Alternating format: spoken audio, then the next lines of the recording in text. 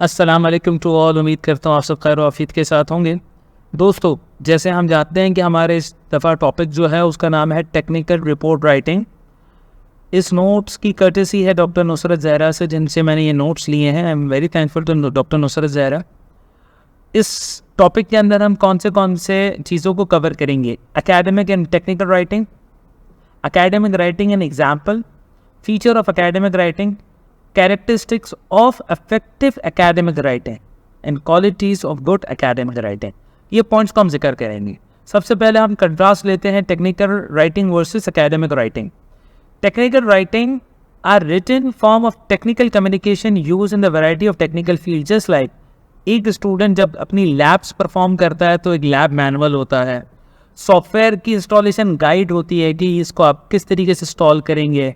किसी भी ऑपरेशन को करने के लिए, किसी भी मशीन को इंस्टॉल करने के लिए, जनरेटर को या अल्ट्रासाउंड या एमआरआई मशीन को इंस्टॉल करने के लिए कुछ प्रोसीजर होते हैं जिसको हम कहते हैं एसओपी। सिमिलरली कंपनी के कुछ रूल्स होते हैं, उसको हम कहते हैं कंपनी डॉक्यूमेंट। दूसरा है तरीका जिसको हम कहते हैं academic writing, writing that focus on the providing a theory or view point in one way and emphasizes on specific subject। किसी खास चीज़ को ये एक्सप्लेन करने के लिए इस्तेमाल होते हैं। एग्जाम्पल एसेस, वो किसी भी टॉपिक के हवाले से हो सकते हैं।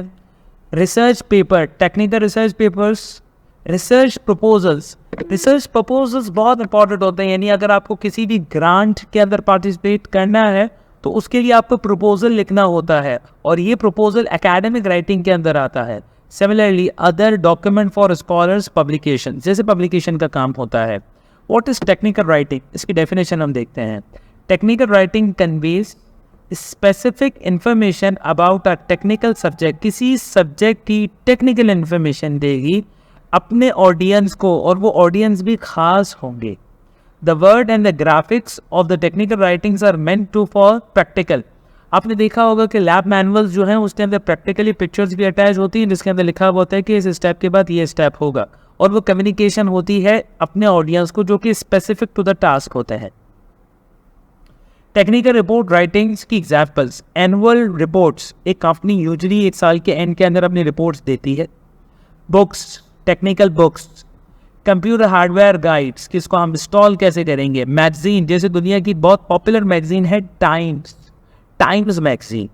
टाइम मैगजीन के अंदर अगर आपका आर्टिकल छप जाता है तो वो बहुत बड़ी चीज़ होती है और उसको बहुत बूस्ट मिलता है। न्यूज़ लेटर्स, जैसे कि Dawn news, the nation, Al Jazeera, CNN, BBC, ये न्यूज़ है।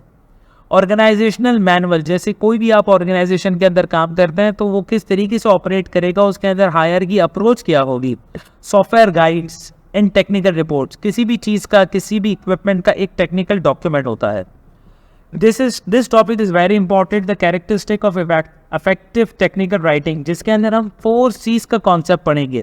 4 C's के अंदर सबसे पहला C है हमारे पास क्लियरिटी।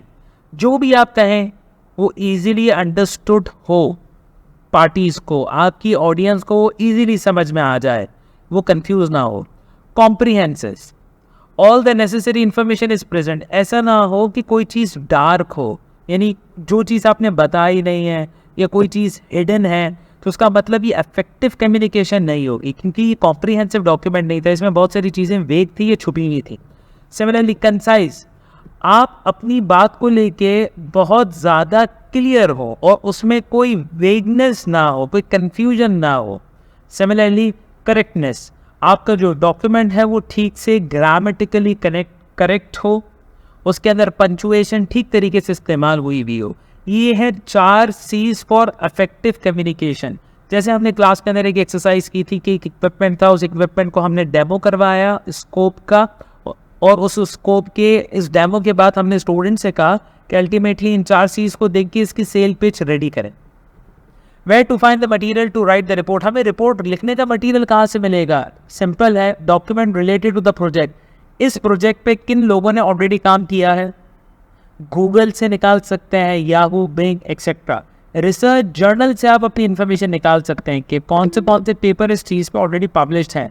फेसबुक ग्रुप्स हो सकता है, व्हाट्सएप ग्रुप हो सकते हैं, बिब्लियोग्राफी हो सकती है, फ्री ई बुक जो इंटरनेट पे अवेलेबल है, रिसर्च पेपर और ऐसे इन सारी चीज़ों की मदद से आप उस पर्टिकुलर एरिया की इन्फॉर्मेशन और नॉलेज को गैदर कर सकते हैं।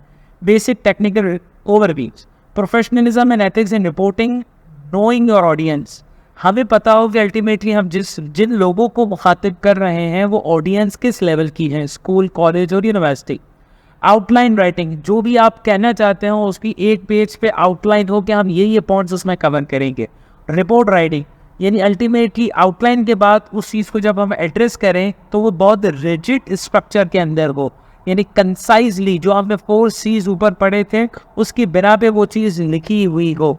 उम्मीद करता हूँ आपको मेरा ये लेक्चर समझ आया होगा, पसंद आया होगा। Thank you very much.